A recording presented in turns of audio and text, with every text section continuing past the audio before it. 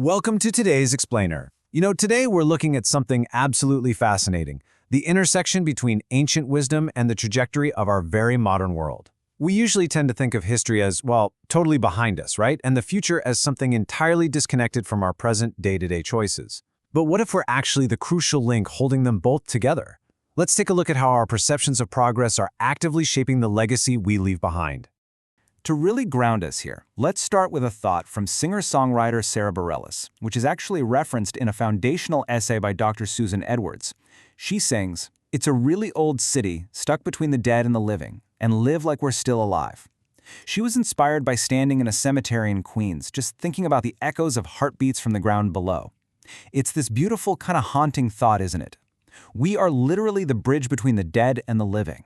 All of our hopes, our dreams, and honestly the massive global challenges we face, they only truly make sense when we place them in the context of the ancestors who came before us and the descendants who will follow us. Section 1. Our Inheritance and Legacy. Bridging the Past and Future. Okay, let's dive right into this. Dr. Edwards' essay challenges us to ask two monumental questions. First, what exactly did we inherit from our ancestors? And second, what kind of legacy are we actively preparing to leave? Now, this brings us to a really brilliant philosophy credited to the Ojibwe culture, who are part of the Haudenosaunee. It's called the seventh generation principle. They believe we are fundamentally connected to the very first people who walked the earth, and, at the exact same time, connected to those who haven't even been born yet.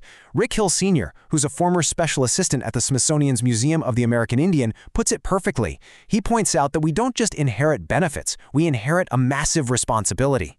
You don't just show up here expecting to benefit. You come here to work hard so that the future can enjoy that benefit. It totally shifts how we view our daily lives, doesn't it?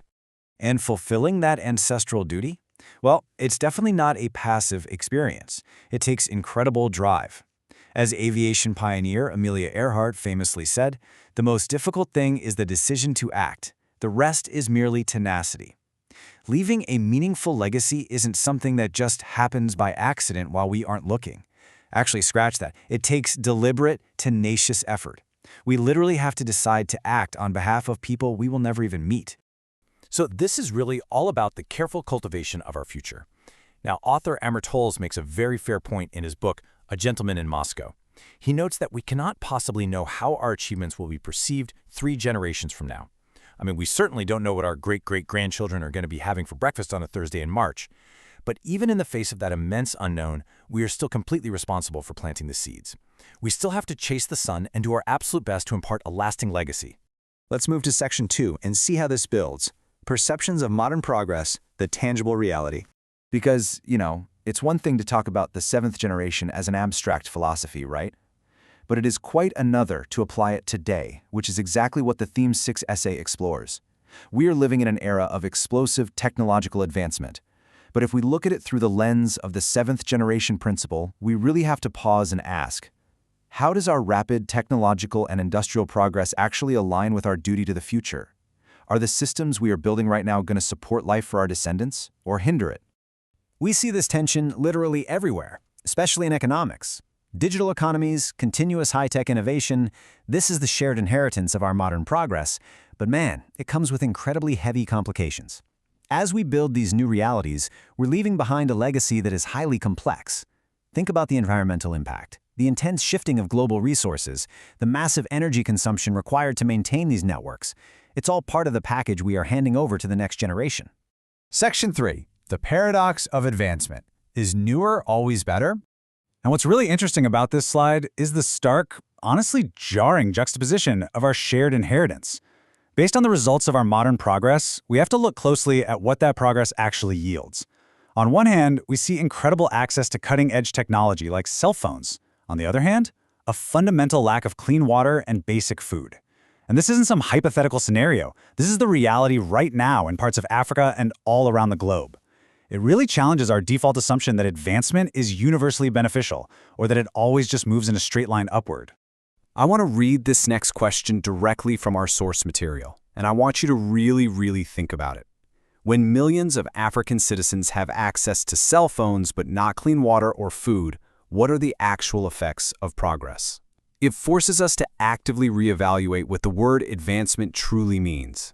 I mean, if our technological legacy outpaces our humanitarian legacy, can we honestly call that success? Section 4. Defining your future legacy. The responsibility of action. So this brings the massive global paradoxes of our constructed environment right down to your personal level. We can't just look at the grand scale of global economies and say, well, that's out of my hands. We have to take responsibility for our actions today. So the crucial point is summarized in this incredibly heavy question. If you could see the long-term effects of projects on which you work, and some of those effects were negative, would you continue your work? Let that sink in for a second. It's a profound ethical check. It asks us to project our daily actions 2, 3, or 7 generations into the future. If you knew your current trajectory caused harm down the line, do you have the tenacity to change course today? As we start to wrap up this explainer, I want to leave you with this thought from Amor Towles. Because when fate hands something down to posterity, it does so behind its back.